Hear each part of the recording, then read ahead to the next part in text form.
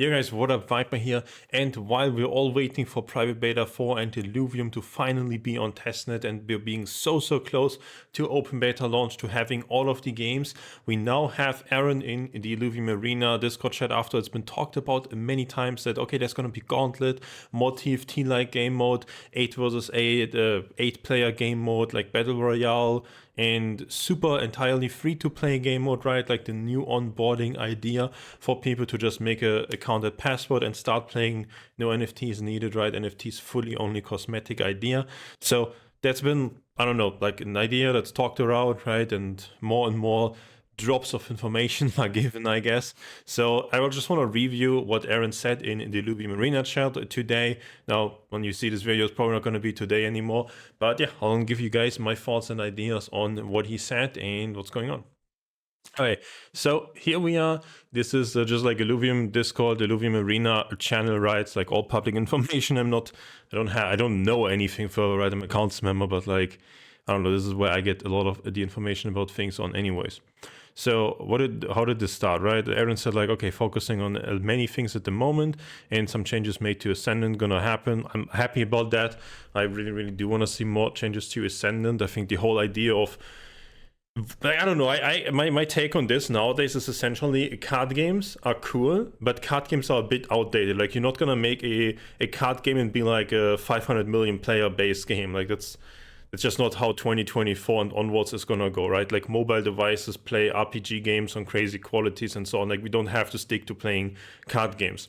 So I think you need like something better than that. And I thought Illuvium Ascendant Arena with like the combination of like team building, deck building essentially is very close to a card game, but you have these like Yu-Gi-Oh hologram effects of monsters battling each other and so on. I thought that is really cool. So I am happy, and I do wanna see more changes to Ascendant Arena as well. But today we talk more about a Gauntlet mode, and that's what Aaron is talking about here, right?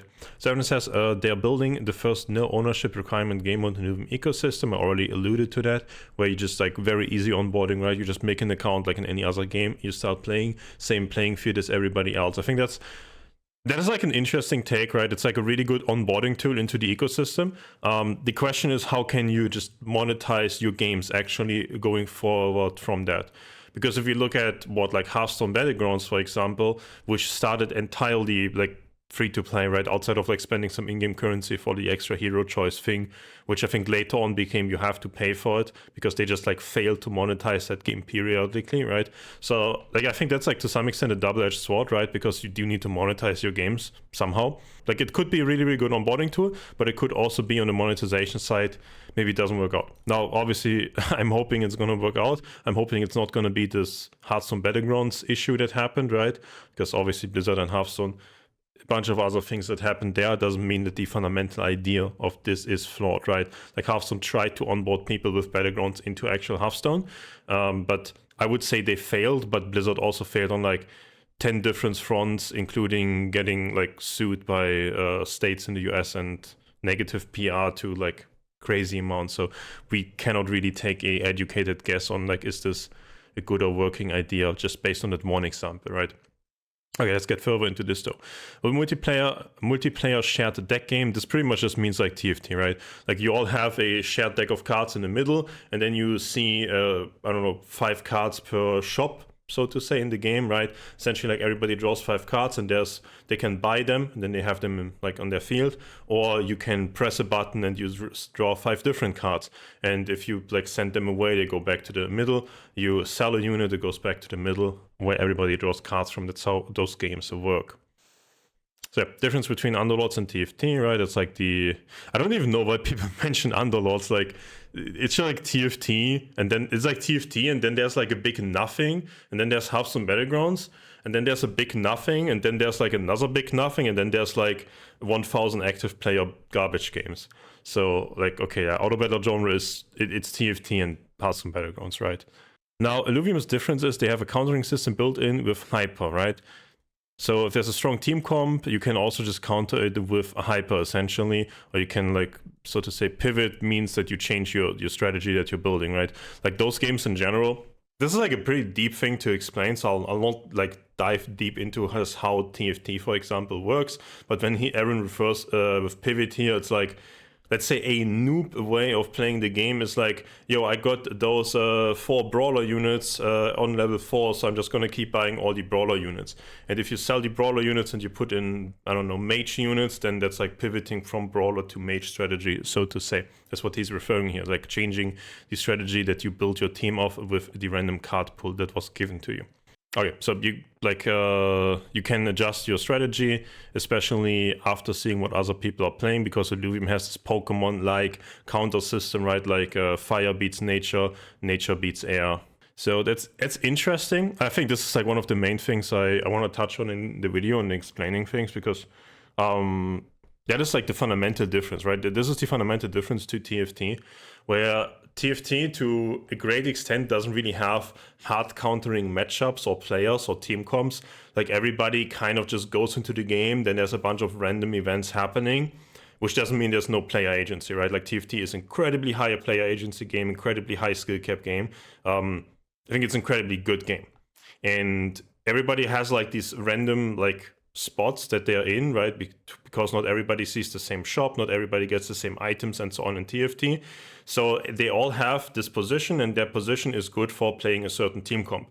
Now in TFT it's 8 players, and you always have perfect informations about everybody. You can just like look around the map, and you can look at everybody else has. So then essentially you just, okay, you're given these things, everybody else is giving these other things. Then you decide, okay, I should try to lean towards playing insert this team comp preferably, and that means I make these items and so on, and then later on in the game, if I get the cookie cutter perfect units, great, I just play the optimal thing that I can play. And if you don't get the cookie cutter perfect units because, well, you're not drawing cards but you get random shops, you have to be like, okay, I did not get this, but on the way of like refresh my shop buying things, you can just pick up alternative options as well. That's like usually skill expression in the game. And then you just make whatever is the strongest thing for you. So TFT is a lot more solitaire in that sense, where you check what does everybody else have. It doesn't really matter that they are players and human beings and so on. It's just like, what does everybody have?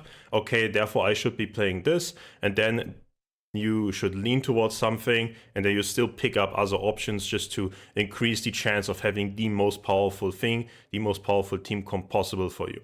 Now here, with the elemental counter thing and so on, it's probably a bit less to the solitaire side, where knowing, okay, I should keep, I don't know, 3 earth units on my bench, because if I play versus the guy that's playing 7 fire, I really want to play those 3 earth units, basically. Especially in late game scenarios, I assume, when there's not 8 players anymore, but less than 8, and you can narrow down who you're fighting next. So that's like a fundamental difference. It's a little bit less to the solitaire side, and a bit more to this like, okay, I need more options available to me probably every turn. Maybe not like swapping out your entire team, but just swapping a couple units depending on the elements to counter your opponent. So that could be either really high skill expression thing, or it could be a really annoying RNG-y thing where maybe your team comp is like super hardcore winning versus somebody, or it's super hardcore losing versus somebody, which then that would suck. So I hope it's going to be towards the skill expression side, but it's certainly not going to be like super easy to make that happen, right? I think that's a very hard thing to make happen, because it's essentially the next evolution of how do you play this auto-battler game and genre, right? So you have to make the new thing, the better thing than everybody else has. I don't think this is going to be super easy.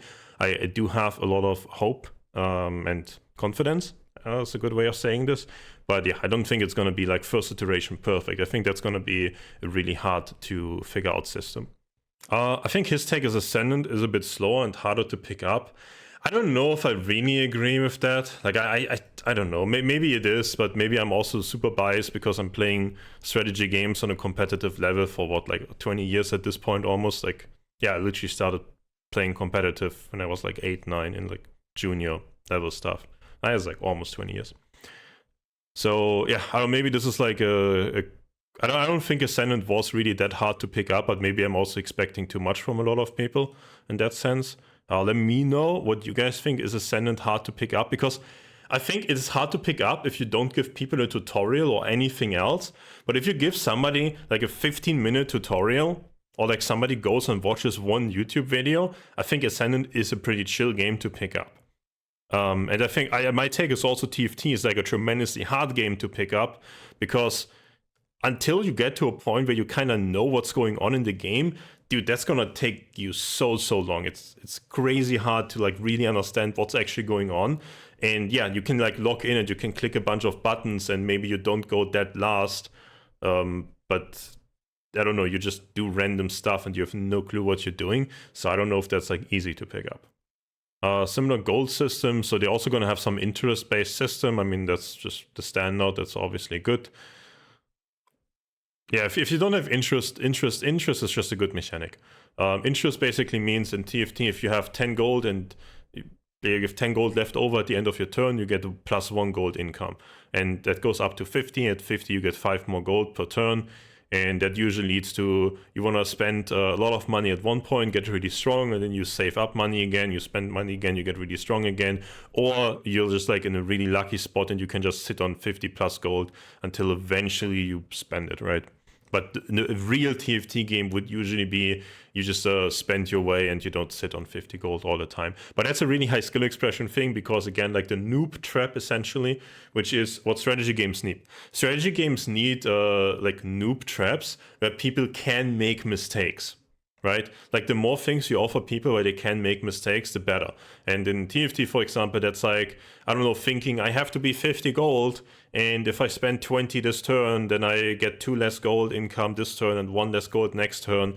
But then the noob trap oftentimes is, yeah, you don't spend the 20 gold and you take 25 health damage because you just super hardcore lose 2 fights in a row. And that is not worth like the difference of 3 more gold, for example, 2 turns in the future usually. If something is strong and you don't hit your units, you go last. I mean, yeah, if you're a noob, you go last, sure. If you're a better player, then you look for no more than 1 or 2 unit, more than 1 or 2 compositions, and you don't actually. Okay, I mean, sometimes you're gonna go last, but yeah, if you play really well, you barely ever go last. But that is again, like that's like a really difficult thing to do. The easy thing is like have. I don't know, have like a picture of the 8-9 units you're supposed to play on the second screen and just buy those, right? And if you go by that logic, then yeah, you don't hit your units, you're last. And he says because of hyper, you can wait a bit longer before committing to a team. This is like, again, the take where I don't know if that's like healthy for the game or if that's like a reality take, at least on like higher level games.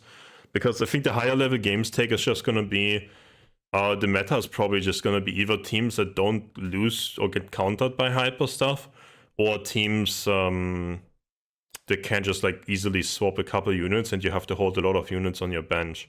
Like, I don't know if just full committing for one strategy is going to be like a high level way of playing the game.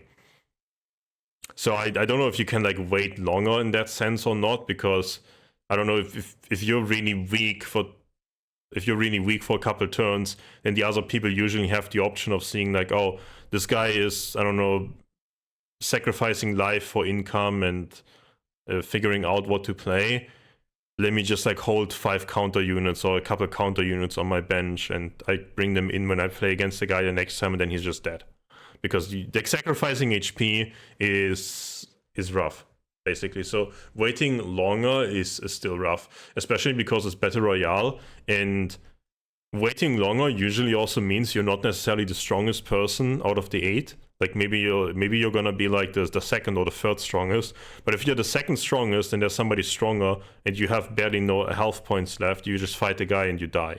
So like even if you're the second strongest in the game, your health total still matters a lot, because you can just fight somebody and get wrecked anyways. Easier to pivot, you're rewarded for pivoting via hyper, you say. There's still a cost selling units, and oh yeah, I guess there's also the big question on this with the pivoting, so to say, is if we're gonna have items or augments essentially, right? So if I have to sell my really strong units to then put in other units to also transfer my items, or if I can just like change units. So if we also have items and I can only like reasonably adjust my team comp by literally selling the strong stuff that I have and then putting in the other stuff so I can use my items again, then yeah, I don't know, I think that's like even harder to actually balance then. That could be like a really unfun thing to play against, because that makes health total even more relevant. Then the guy that just has more health late game can probably just like live until they find a counter to what the opponent has and so on as well.